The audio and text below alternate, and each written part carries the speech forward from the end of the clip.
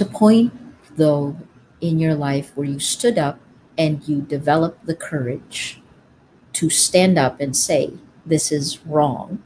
And that's kind of what journalists have to go through now against power, right? It's gotten much harder. And every person reaches that point. And many people back down. Yeah.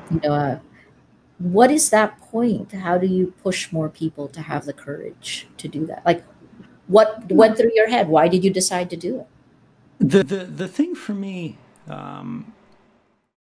was I looked at the trend, and I remembered the internet of my youth. I remember what it used to be like to be anyone, to be no one, and to just say what you thought. You could be incredibly wrong. You could say something incredibly stupid, or you could say something crushingly honest, but might have been embarrassing, or it might have been painful if it was linked to your personal identity. But no one remembered. They said nowadays they say the internet never forgets. But back then the internet forgot immediately because nobody cared and nobody knew who you were. We picked our own names, and the names changed every week. And as we saw the early creative and cooperative internet be replaced by an increasingly commercial and competitive internet,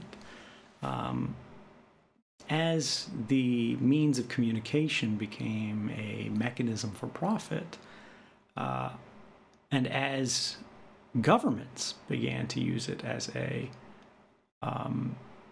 platform for predation, and to be able to basically look at everyone and pull anyone off the board, know all of their secrets, do everything like that. I thought, well, what is the world going to look like? What is tomorrow going to look like if I do nothing? What if nobody knows about this just because people like me never say anything about it until it's too late? Because the longer these powers exist, the longer these systems are allowed to entrench themselves in the operations of these institutions, the harder they are to change, the harder they are to roll back. And honestly, one of the greatest criticisms I have of myself is that I waited far too long. But I think for everyone else, particularly journalists, there are a lot of journalists, I think, who keep their head down, and they're doing so rationally.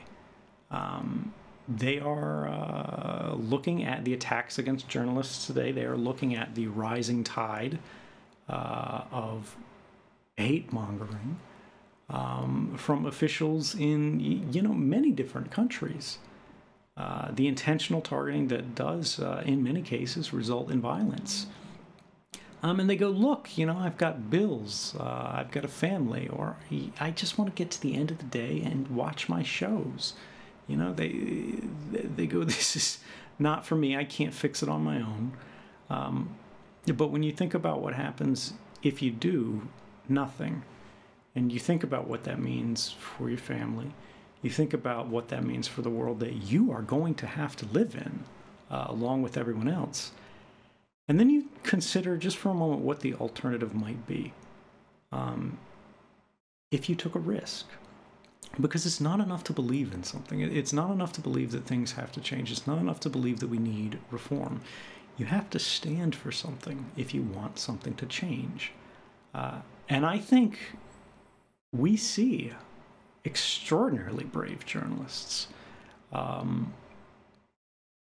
We see extraordinarily brave people in every occupation today, because